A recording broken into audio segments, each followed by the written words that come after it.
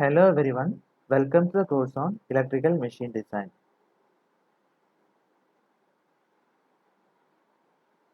These are the primary objectives of the course. Since we are dealing with the Module 1, we have completed the topics Principles of Electrical Machine Design and General Design Considerations. Today, we are going to discuss about what are the limitations in electrical machine design, what are the type of enclosures used in electrical machines. First one, limitations in electrical machine design. First limitation is saturation. Okay, if higher value of flux density drives the iron to operate in the region of saturation, so it leads to increased core loss.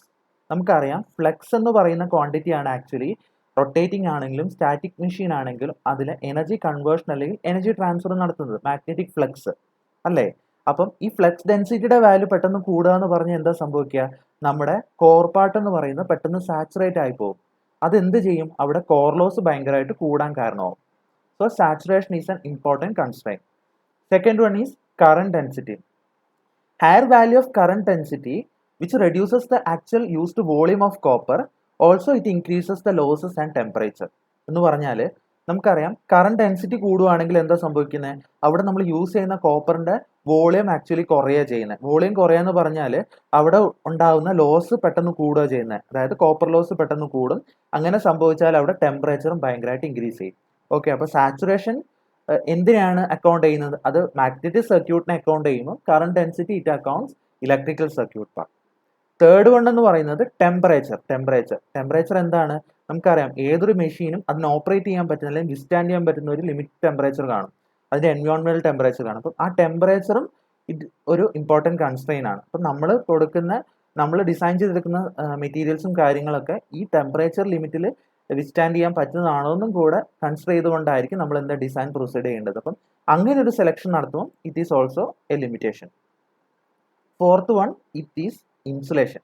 Okay, higher voltage ഒക്കെ വരുന്ന സമയത്ത് ആ voltage ഗ്രേഡിയൻറ്റിനനുസരിച്ചാണ് നമ്മൾ insulations provide ചെയ്യുന്നത്. അല്ലെങ്കിൽ ആ mechanical ഫോഴ്സിനെ withstand ചെയ്യുക, അല്ലെങ്കിൽ ആ ഹീറ്റ് ഇൻക്രീസിനെ വിസ്റ്റാൻഡ് ചെയ്യുക, അതിനൊക്കെ രീതിക്കാണ് നമ്മൾ എന്ത് ചെയ്യുന്നത്, ഇൻസുലേഷൻസ് ഡിസൈൻ ചെയ്യുന്നത്. ഓക്കെ, അങ്ങനെ ഇൻസുലേഷൻസ് ഡിസൈൻ ചെയ്യുന്ന സമയത്ത് ഈ പറഞ്ഞ കാര്യങ്ങളൊക്കെ മീറ്റ് ചെയ്യാന്ന് പറയുമ്പം ചിലപ്പം അവിടെ കുറച്ച് ഡിഫിക്കൽട്ടീസ് വരും. സോ അതും ഒരു ലിമിറ്റിംഗ് ഫാക്ടറായിട്ട് വരും. അടുത്തത് മെക്കാനിക്കൽ സ്ട്രെങ്ത്. ഓക്കെ, നമ്മുടെ മെഷീൻ ഒരുപാട് വലുതും ഹൈ സ്പീഡ് മെഷീൻസും ആണെങ്കിൽ, if the machine is large and high speed machine, mechanical strength of the material possess a limitation. എന്തുകൊണ്ടാന്ന് വിചാരിച്ചാൽ നമ്മൾ ഉപയോഗിക്കുന്ന മെറ്റീരിയൽസിന്റെ സ്ട്രെങ്ത് ഭയങ്കരമായിട്ട് കൂടുതലായിരിക്കണം, എന്നാൽ മാത്രമേ ഹൈ സ്പീഡ് റൊട്ടേറ്റിംഗ് മെഷീൻസിന്റെ കേസിൽ അത് ഒരുപാട് കാലം നിലനിൽക്കുകയുള്ളൂ. സോ ഇങ്ങനെ ഒരു മെഷീൻ ചൂസ് ചെയ്യുമ്പോൾ മെക്കാനിക്കൽ സ്ട്രെങ്ത് ഓഫ് ദ മെറ്റീരിയലും ഒരു ഇമ്പോർട്ടൻറ്റ് കൺസ്ട്രെയിൻ തന്നെയായിരിക്കും. Sixth one is efficiency. Okay, അത് ഇമ്പോർട്ടൻ്റ് ആയിട്ടുള്ള വേറൊരു പാരാമീറ്റർ ആണ്. നമുക്കറിയാം നമ്മൾ എന്ത് ഡിസൈൻ ചെയ്യുന്നതാണെങ്കിലും അതിന്റെ എഫിഷ്യൻസി ഹൈ ആയിരിക്കണം. ഓക്കെ, അങ്ങനെ എഫിഷ്യൻസി ഹൈ ആകുമ്പോൾ നമുക്ക് എന്ത് ചെയ്യും, അക്കോർഡിംഗ്ലി കോസ്റ്റ് ഭയങ്കരമായിട്ട് കൂടും. പക്ഷെ കോസ്റ്റ് കൂടാനും പറ്റില്ല. അപ്പം ഇത് രണ്ടും അറ്റ് എ ടൈം മീറ്റ് ചെയ്യിപ്പിക്കുക എന്ന് പറയുമ്പോൾ അതും ഒരു ഡിഫിക്കൽട്ടി ആയിട്ട് വരും നമ്മുടെ മുമ്പിൽ. Seventh one commutation. നിങ്ങൾക്ക് അറിയാം ആക്ച്വലി ഡി സി മെഷീൻ്റെ കേസിൽ ആണെങ്കിലും അതിന്റെ ഇന്നർ പാർട്ടിൽ ഇൻഡ്യൂസ് ആവുന്നത് എ സി തന്നെയാണ്. പക്ഷെ നമുക്ക് ഔട്ട്പുട്ട് വേണ്ട ഡി സി ആയതുകൊണ്ട് ഉള്ളിലുണ്ടാകുന്ന എ സിയെ നമ്മൾ പുറത്തോട്ട് എടുക്കുന്നത് കമ്മ്യൂട്ടേറ്റേഴ്സ് വഴിയാണ്. ഓക്കെ, ആ അവിടെ നടക്കുന്ന കമ്മ്യൂട്ടേഷൻ ആക്ച്വലി എന്താണ്, മെക്കാനിക്കൽ കമ്മ്യൂട്ടേഷൻ ആണ്. ഡി സി മോട്ടോഴ്സിന്റെ കേസിലാണെങ്കിലും ജനറേറ്ററിന്റെ കേസിലാണെങ്കിലും അതിന്റെ ഉള്ളിൽ നടക്കുന്നത് മെക്കാനിക്കൽ കമ്മ്യൂട്ടേഷൻ ആണ്. ആ മെക്കാനിക്കൽ കമ്മ്യൂട്ടേഷൻ ആക്ച്വലി എന്താണ്, it is poor commutation. Effective ആയ ഒരു കമ്മ്യൂട്ടേഷൻ ആണെന്ന് നമുക്ക് പറയാൻ പറ്റില്ല. ഓക്കെ, അങ്ങനെ ഒരു പുവർ കമ്മ്യൂട്ടേഷൻ നടക്കുമ്പോൾ അവിടെ എന്താ സംഭവിക്കുന്നത്, നടന്നു കഴിഞ്ഞാൽ നമ്മുടെ ആക്ച്വൽ പവർ റേറ്റിംഗ് ഓഫ് നമുക്ക് ഔട്ട്പുട്ട് കിട്ടുന്ന പവർ എന്ന് പറയുന്നത് അതും എന്ത് ചെയ്യും, ലിമിറ്റഡ് ആയിട്ടായിരിക്കും നമുക്ക് കിട്ടുന്നത്. ഡിസൈൻ ചെയ്ത അത്രയും പവർ നമുക്ക് കിട്ടണം എന്നില്ല. Eighth one is specifications. Okay, അതായത് നമ്മൾ ഡിസൈൻ ചെയ്ത് നമ്മൾ റീച്ച് ചെയ്യുന്ന കുറച്ച് സ്പെസിഫിക് വാല്യൂസ് ഉണ്ട്, മെഷീൻ സ്പെസിഫിക്കേഷൻസ് ഉണ്ട്. അതായിരിക്കില്ല ആക്ച്വലി നമുക്ക് കൺസ്യൂമേഴ്സ് ഇമ്പോസ് ചെയ്യുന്ന സ്പെസിഫിക്കേഷൻ എന്ന് പറയുന്നത്. ഓക്കെ, ഇത് രണ്ടും മീറ്റ് ചെയ്യിപ്പിക്കുക എന്ന് പറയുന്നതും it is an important constraint. So ഇതൊക്കെയാണ് ആക്ച്വലി ഒരു ഇലക്ട്രിക്കൽ മെഷീൻ ഡിസൈൻ ചെയ്യുന്ന കേസിൽ ഉണ്ടാകുന്ന ലിമിറ്റേഷൻസ് എന്ന് പറയുന്നത്. എന്തൊക്കെയാണ്, saturation, current density, temperature, insulation, mechanical strength, efficiency, commutation and specification. ഇത്രയും കാര്യങ്ങളാണ് ലിമിറ്റേഷൻസ് ആയിട്ട് വരുന്നത്. ഇനി നമുക്ക് ടൈപ്പ് ഓഫ് എൻക്ലോഷേഴ്സ് ഒന്ന് നോക്കാം. What are the type of enclosures? Enclosure എന്താണ്? It is the protective part of a machine. ഒരു മെഷീൻ്റെ കേസിൽ നമ്മൾ ഔട്ടർ കവറേജ് അല്ലെങ്കിൽ അതിന്റെ പ്രൊട്ടക്റ്റീവ് പാർട്ടിനെയാണ് നമ്മൾ എന്ത് പറയുന്നത്? എൻക്ലോഷർ എന്ന് പറയുന്നത്. അപ്പോൾ എന്തിനൊക്കെ ആയിരിക്കും അത് പ്രൊട്ടക്ട് ചെയ്യുന്നത്? അതിൻ്റെ ഉള്ളിലെ വൈൻഡിങ്ങുകളെ, ബിയറിങ്ങുകളെ, അതുകൂടാതെ മറ്റ് മെക്കാനിക്കൽ പാർട്ടുകളെ ഏതിൽ നിന്നാണ് പ്രൊട്ടക്ട് ചെയ്യുന്നത്? മോയ്സ്ചറിൽ നിന്നും, കെമിക്കൽ എൻവയോൺമെന്റിൽ നിന്നും, മെക്കാനിക്കൽ ഡാമേജിൽ നിന്നൊക്കെ പ്രൊട്ടക്ട് ചെയ്യുന്ന പാർട്ടാണ് അതിന്റെ എൻക്ലോഷർ എന്ന് പറയുന്നത്. ഓക്കെ, ഈ enclosure is a cabinet for electrical and electronic equipment. ഏതെങ്കിലും ഒരു എക്യുപ്മെന്റിന്റെ ഒരു ഔട്ടർ ക്യാബിനറ്റ് ആയിരിക്കും എൻക്ലോഷർ എന്ന് പറയുന്നത്. അതിന്റെ മുകളിൽ എന്താ ആക്ച്വലി നമുക്ക് കാണുന്ന സ്വിച്ചുകളായിരിക്കും, മൗണ്ടിങ് സ്വിച്ചുകൾ കാണും, അതുകൂടാതെ നോബുകൾ കാണും നമുക്ക്, അല്ലേ?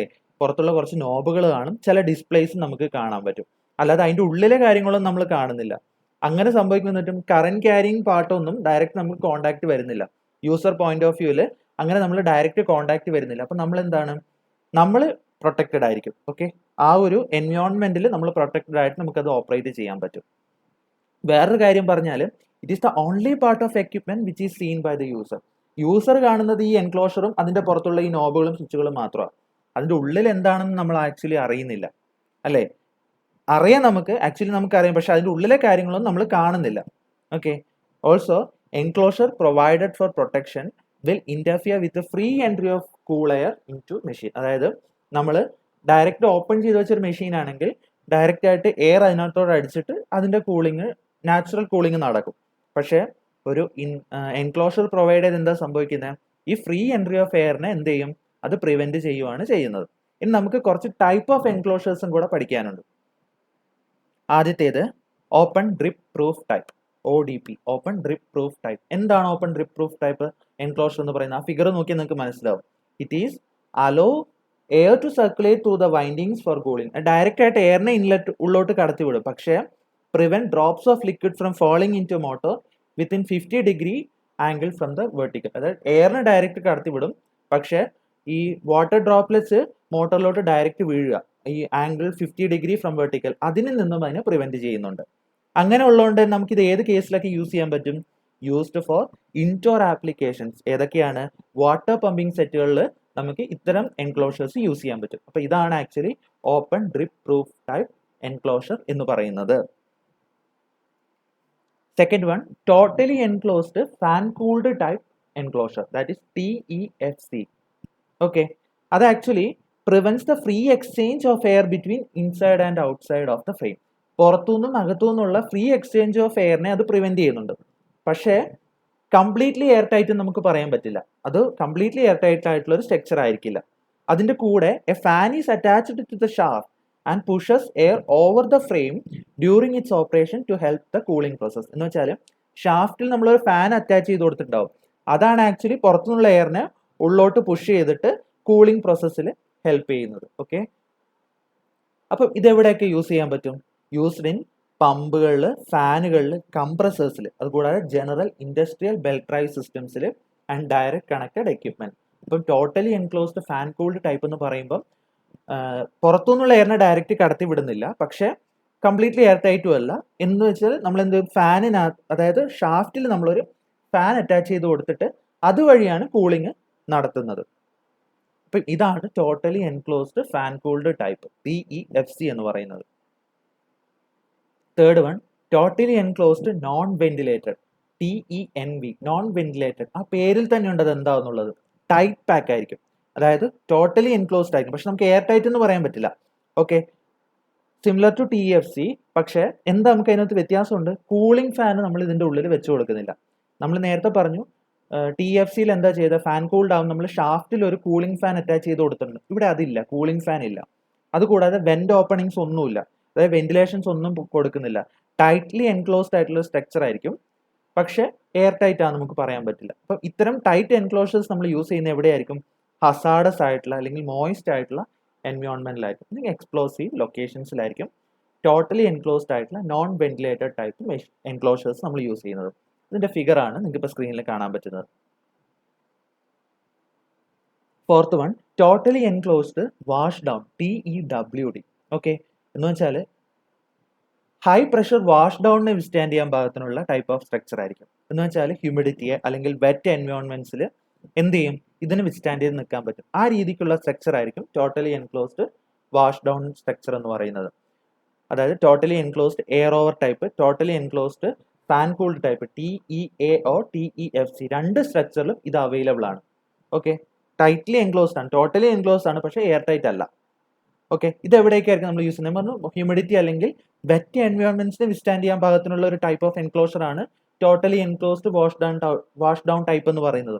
അപ്പോൾ എവിടെയൊക്കെ നമുക്കത് ഉപയോഗിക്കാം, motor for food processing applications, പിന്നെ പാക്കേജിംഗ് ആപ്ലിക്കേഷൻസ്, അതുപോലെ ഫാർമസ്യൂട്ടിക്കൽസിൽ, പിന്നെ അതുകൂടാതെ other applications where motors are regularly exposed to high pressure wash down. High pressure wash down exposed ആകുന്ന പല സിറ്റുവേഷൻസിലും, അതുകൂടാതെ ഫുഡ് പ്രോസസ്സിംഗ്, പാക്കേജിംഗ്, ഫാർമസ്യൂട്ടിക്കൽസ്, അത്തരം എൻവയോൺമെന്റിൽ നമുക്ക് എന്ത് ചെയ്യാൻ പറ്റും, total enclosed wash down enclosures നമുക്ക് യൂസ് ചെയ്യാൻ പറ്റും.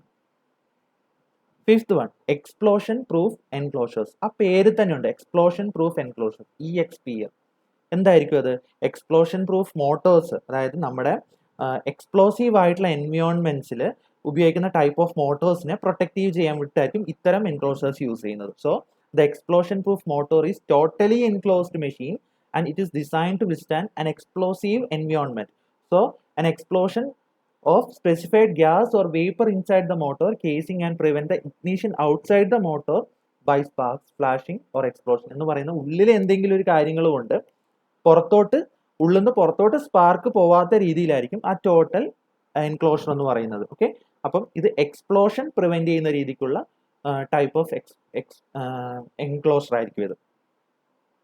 Okay, this type of motor used in hazardous environments, okay, such as chemical plants, oil industry, gas works, in wood and plastics processing industry or in agriculture. Okay, ഇത്തരം കേസുകളിലായിരിക്കും നമ്മൾ ഇങ്ങനെയുള്ള enclosures use ചെയ്യുന്നത്, അതായത് explosion proof enclosures, EXPL. Next, pipe ventilated type enclosures. Pipe ventilated type എന്ന് പറയുന്നത് these are all totally enclosed type machine തന്നെയായിരിക്കും. Totally enclosed type machine in which to overcome the heat, അതിൻ്റെ ഉള്ളിലെ ഹീറ്റിനെ overcome ചെയ്യാൻ എന്താ ചെയ്യുന്നത്, ഒരു ഡക്റ്റ് അല്ലെങ്കിൽ പൈപ്പ് പ്രൊവൈഡ് ചെയ്യും. അതുവഴിയായിരിക്കും നമ്മൾ ഇന്ന് ക്ലീൻ എയർ മോട്ടോറിൻ്റെ ഉള്ളിലോട്ട് കടത്തിവിടുന്നത്. ഓക്കെ, എയർ ഇൻലൈറ്റ് ചെയ്യാൻ വേണ്ടി ഒരു പൈപ്പ് കാണും. So it is called pipe ventilated type. അതിൻ്റെ ഒരു ഫിഗറാണ് അവിടെ കാണിക്കുന്നത്. അപ്പം എയർ ഇൻലെറ്റ് അടിയിലൂടെ നടക്കും, പുറത്തോട്ട് ലൂവേഴ്സ് വഴി എയർ ഔട്ട്ലെറ്റ്, അതായത് ഉള്ളിലുള്ള എയറിനെ പുറത്തോട്ടും കളയും. So this is pipe ventilated type. അപ്പം നമ്മൾ ഇന്ന് ഡിസ്കസ് ചെയ്തത് എന്താണ്, ആക്ച്വലി നമ്മൾ ലിമിറ്റേഷൻ, ഇലക്ട്രിക്കൽ മെഷീൻ ഡിസൈൻ്റെ കേസിൽ what are the limiting factors എന്ന് നമ്മൾ പഠിച്ചു. കുറച്ച് പാരാമീറ്റേഴ്സ് നമ്മൾ ഡിസ്കസ് ചെയ്തു. ശേഷം നമ്മൾ what are the type of enclosures used in electrical machine design. So PPT ഒന്നുകൂടെ നോക്കുക, ക്ലാസ് കൃത്യമായിട്ട് കണ്ട് കാര്യങ്ങൾ മനസ്സിലാക്കി വെക്കുക. അടുത്ത ക്ലാസ്സിൽ വേറെ ടോപ്പിക്കുമായിട്ട് കാണാം. Thank you.